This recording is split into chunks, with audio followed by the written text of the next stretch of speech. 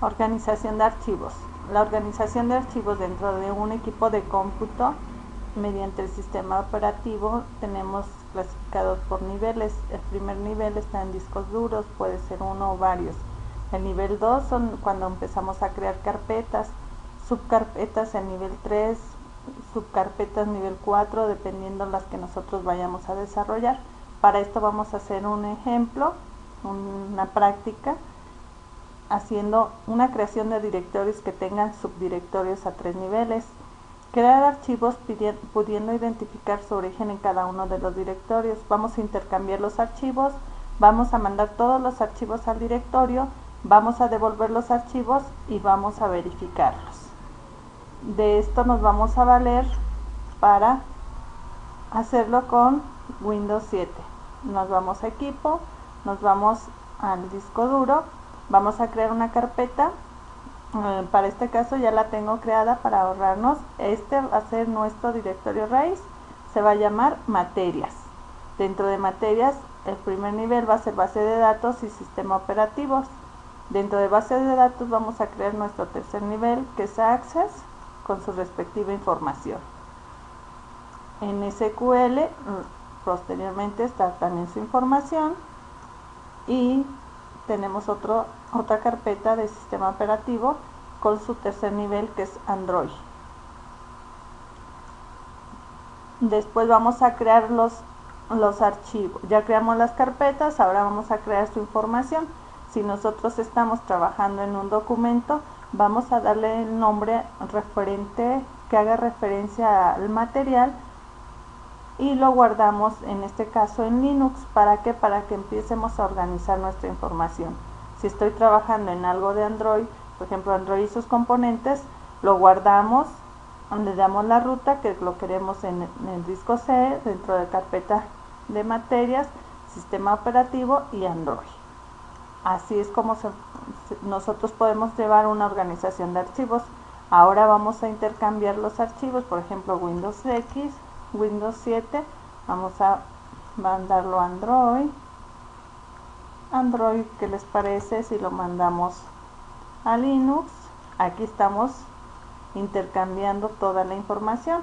La de Linux, pues por favor no se la ponemos Android. Aquí está. Después dice que hay que mandar toda la información a raíz. Hacemos el movimiento, nos vamos hasta nuestro raíz, que es materias, es nuestro directorio raíz. Aquí lo pegamos, vamos a ver en bases de datos, quitamos la información, la pegamos en raíz, nos vamos a sistemas operativos. Ya no tenemos aquí nada de información. Sí tenemos, la mandamos a todo se está concentrando en la carpeta raíz, que es materias, es nuestro primer directorio. Después, por último, dice que hay que regresar la información para ir verificando que sea. ¿Qué hacemos? Windows 7, como su nombre lo dice, sistemas operativos, lo mandamos a Windows 7, regresamos a raíz. Dice que introducción al Access, esto es bases de datos, nos vamos a Access, lo pegamos. Como pueden ver, si tenemos identificada nuestra información, es muy sencillo trabajar con este tipo de organización de archivos, puesto que tenemos toda la información muy bien identificada. Y por último, nos dice que verifiquemos que todo esté en su respectivo lugar. Tenemos nuestro directorio raíz, tenemos un archivo aquí que estaba desde el comienzo, sistemas operativos, Android con su respectiva información, Linux, información de Linux, Windows 7, ahí está. Entonces nos vamos a nuestro segundo nivel, bases de datos, Access, aquí está nuestra información, SQL, ahí está. Así es como podemos checar, quedando nuestra información gráficamente así, nuestro directorio raíz, materias, bases de datos, nuestro segundo nivel, sistemas operativos, nuestro tercer nivel, Access, SQL, Linux y Windows, cada una con su respectiva información. Algoritmos de planificación de peticiones. Los procesos se clasifican de acuerdo a planificación de plazo fijo, es decir, si nuestros procesos ya están programados con ciertos trabajos para terminarse en un tiempo, utilizan esta planificación de plazo fijo, es decir, ya está planificado, entra el proceso, lo corre y termina. El siguiente proceso que ya está programado entra, lo corre y termina. El otro tipo de proceso de planificación es planificación primero en entrar, primero en salir, FIFO, first in, first out. Se escoge al que lleva más tiempo listo. El proceso se mantiene en la CPU hasta que se bloquea voluntariamente, que es decir, llega el proceso, entra, se procesa y sale. Entra la siguiente actividad, se procesa y sale. Aquí puedo mencionar, por ejemplo, cuando nosotros vamos a control escolar, el primero que llega, el primero que entra, hace su trámite y se retira. Posteriormente sigue el que está formado y así sucesivamente. El siguiente algoritmo es el de planificación por turno rotatorio, round robin. Cada proceso tiene asignado un intervalo de tiempo de ejecución llamado quantum, que es decir, se tiene que dar un tiempo, un quantum. Aquí estamos manejando un quantum de 20, un proceso, 2 procesos, 3 procesos. ¿Cómo funciona? Entra el proceso 1, hace sus 20 milésimas de segundo, si termina, sale, pero si no, va a la cola de espera, entra el siguiente proceso, ocupa su quantum, termina, sale, pero si no termina, vuelve a formarse y así posteriormente hasta que van terminando los procesos. El otro tipo de algoritmo es planificación por prioridad al más corto, SJF, Short Job First. En este caso se les selecciona el proceso que requiere menor tiempo de ejecución. Se ejecuta. El problema puede aparecer con procesos muy largos que están siempre bloqueados por procesos más cortos. Es decir, si tenemos un proceso muy largo, pero llegan otros más cortos, este va a ser muy difícil que entre. El otro tipo de algoritmo es planificación por prioridad al tiempo restante más corto. Es decir, aquí tenemos el ejemplo, tenemos los procesos y aquí está. El que va a terminar ya es el que entra primero. Métodos de acceso en los sistemas de archivos. Acceso secuencial. La información se lee en orden, un registro después de otro. Es el más común. Aquí lo tenemos, 1, 2, 3, 4, 5. Es decir, por ejemplo, una lista de alumnos cuando van en orden alfabético. Comienzan con la A y terminan con la Z.